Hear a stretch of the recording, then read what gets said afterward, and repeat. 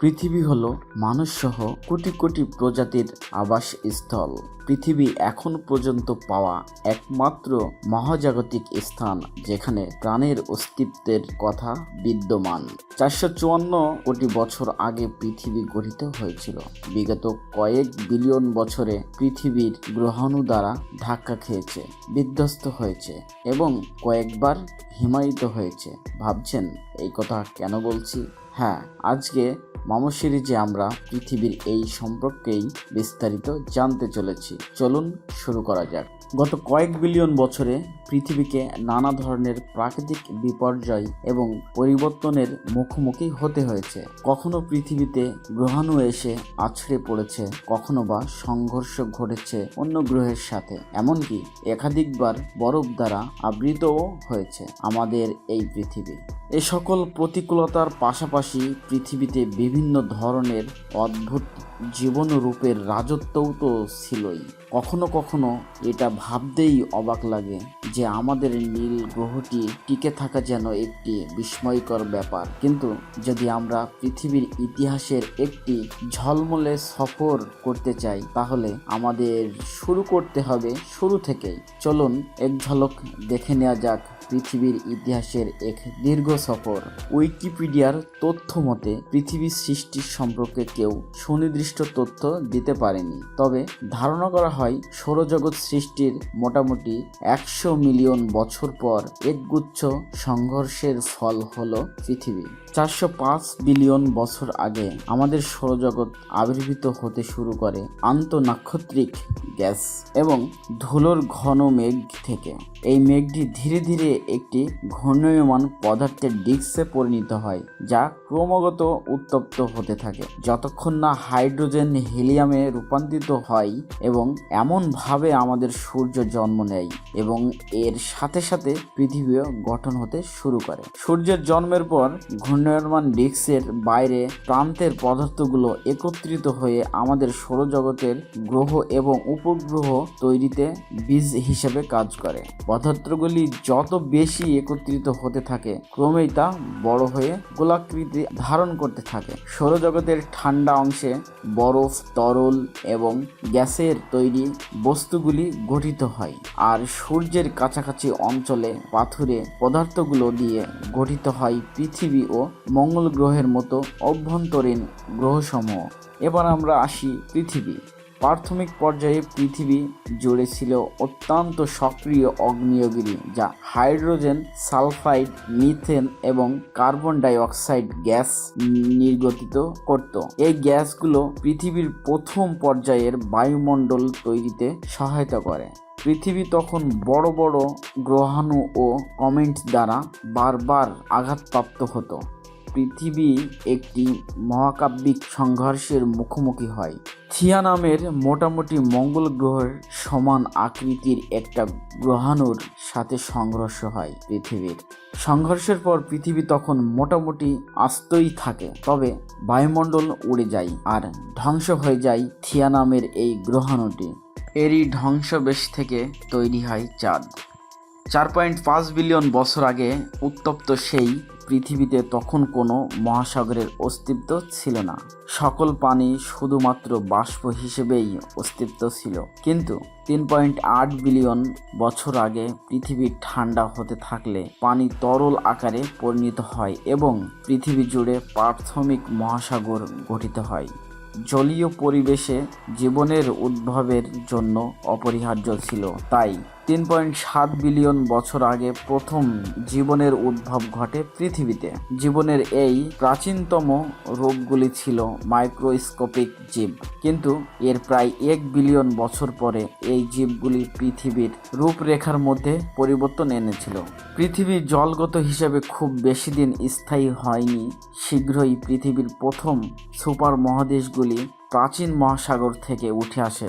বিজ্ঞানীরা তাদের স্কাটন বলে, যার ফলে প্রথম সুপার কন্টিনেন্টাল ভ্যালভারা গঠিত হয়, যার আয়তন আধুনিক অস্ট্রিয়ার চেয়ে ছোট ছিল।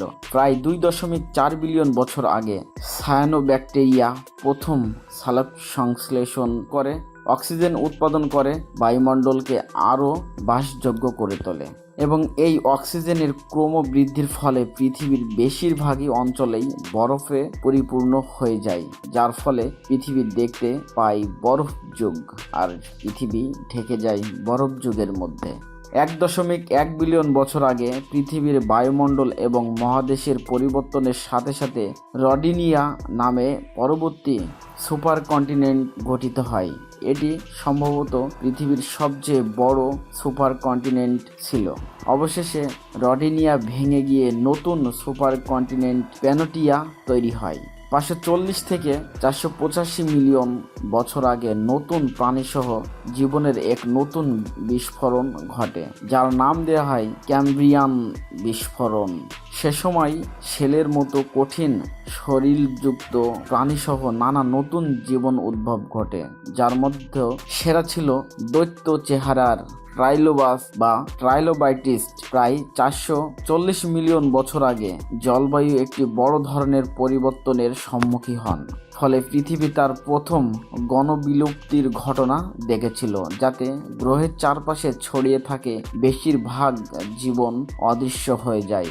এটি ছিল অ্যার্ডোভিসিয়ান সিলুরিয়ান বিলুপ্ত, তবে এই বিলুপ্ত নতুন ইকোসিস্টেমের জন্য পথ খুলে দেয়, কারণ এই সমস্ত জীবনরূপের অনেকগুলিই আজ আমাদের পৃথিবীতে যে বাস্তুতন্ত্র রয়েছে তার ভিত্তি স্থাপন করেছে। 420 থেকে 350 মিলিয়ন বছর আগে পৃথিবীর মাটিতে প্রথম গাছ এবং স্থলজ প্রাণীদের উদ্ভব ঘটে। 250 মিলিয়ন বছর আগে পৃথিবীকে সর্বশেষ সুপার কন্টিনেন্ট আস্থায়িত করেছিল, যার নাম পাঙ্গিয়া। তবে দুঃখজনক বিষয় হলো এই সময়ের পৃথিবী সবচেয়ে বড় গণবিলুপ্ত অভিজ্ঞতা লাভ করে, যা গ্রেট ডাইং নামে পরিচিত। বিপুল পরিমাণ গ্রিনহাউস গ্যাস এবং ত্বরান্বিত গ্লোবাল ওয়ার্মিং পৃথিবীর সমস্ত প্রজাতি প্রায় 90% নিশ্চিহ্নিত করে দিয়েছিল, কিন্তু এই বিলুপ্ত পরবর্তী প্রাণীদের বিবর্তনের পথ সুগম করে। 240 থেকে 230 মিলিয়ন বছর আগে প্রথম ডাইনোসরের আবির্ভূত হয়েছিল। পরবর্তী 150 মিলিয়ন বছর ধরে তারা ভূমি শাসন করেছিল। আপনি যদি সেখানে থাকতেন তাহলে আপনি বিশাল সার্ডোয়েডের আর্জেন্টিনোয়াস এর সাক্ষী হতেন, যা এখন পর্যন্ত সবচেয়ে বড় স্থল প্রাণী, অথবা আপনি পৃথিবীর অন্যতম সেরা শিকারী রেক্স দ্বারা তাড়া খেতেন এবং সেই বিষয়টি উপভোগ করতে পারতেন। এই সময়ের সর্বশেষ সুপার কন্টিনেন্ট পাঙ্গিয়া ভেঙে গিয়ে আজকের মহাবিশ্বগুলি গঠিত হয়। হয়তো আপনি বুঝতেই পারছেন আমরা কোন দিকে যাচ্ছি। প্রায় 66 মিলিয়ন বছর আগে একটি অ্যাস্টেরয়েড মেক্সিকোর বর্তমান অবস্থানে আঘাত করে, যার বিস্ফোরণে সূর্যের আলো পর্যন্ত ব্লক হয়ে যায় এবং জলবায়ু ব্যাপক পরিবর্তন ঘটে, যা ডাইনোসরের বিলুপ্তকরণ হয়ে দাঁড়ায়। ডাইনোসরের বিলুপ্ত হওয়ার পর স্তন্যপায়ী প্রাণীদের আধিপত্য বৃদ্ধি পায়।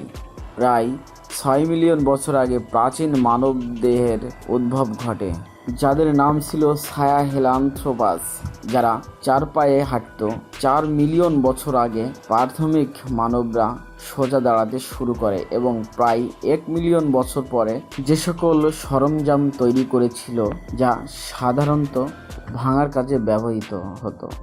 8 লক্ষ বছর আগে প্রাথমিক মানবরা আগুন নিয়ন্ত্রণ করতে সক্ষম হয়, যা তাদের রান্না করা এবং উষ্ণতা অর্জনের সুযোগ দেয়। মানব মস্তিষ্কের বিবর্তন ত্বরান্বিত হয় এবং 40,000 থেকে 15,000 বছর আগে অন্যান্য মানব প্রজাতি বিলুপ্ত ঘটে। কেবল মাত্র হোমো সেপিয়েন্স বেঁচে থাকে। প্রায় 10,000 বছর আগে পৃথিবীতে প্রথম কৃষকরা উদ্ভূত হয়, যারা এক জায়গায় স্থায়ী হয়ে জমি চাষ শুরু করে।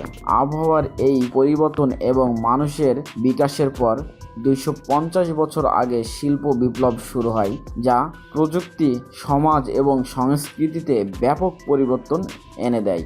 গ্রামীণ সমাজগুলি শিল্পোন্নয়িত এবং শহরের সমাজ পরিণত হয়। মানুষের সংখ্যা বাড়তে থাকে 1804 সালে আমরা 1 বিলিয়ন মানুষের সংখ্যা অতিক্রম করি, যা 1927 সালে 2 বিলিয়ন হয় এবং 1960-এর দশক থেকে বিশ্ব জনসংখ্যা দ্রুত বৃদ্ধি পেয়ে বর্তমানে 8 বিলিয়নেরও বেশি দাঁড়িয়েছে। আজ আমাদের সামনে নতুন এক বিপদ, জলবায়ু পরিবর্তন, বৈশ্বিক তাপমাত্রা এবং সমুদ্র স্তর বাড়ছে এবং জীববৈচিত্র্য কমেছে। যদি পরিস্থিতি পরিবর্তন না হয় তবে শীঘ্রই আমরা নতুন একটি গণবিলুপ্তির মুখোমুখি হতে পারি। কিন্তু সেই গল্পের জন্য অপেক্ষা করুন আরেকটি এপিসোডে। আমরা শীঘ্রই আসছি আপনাদের মাঝে।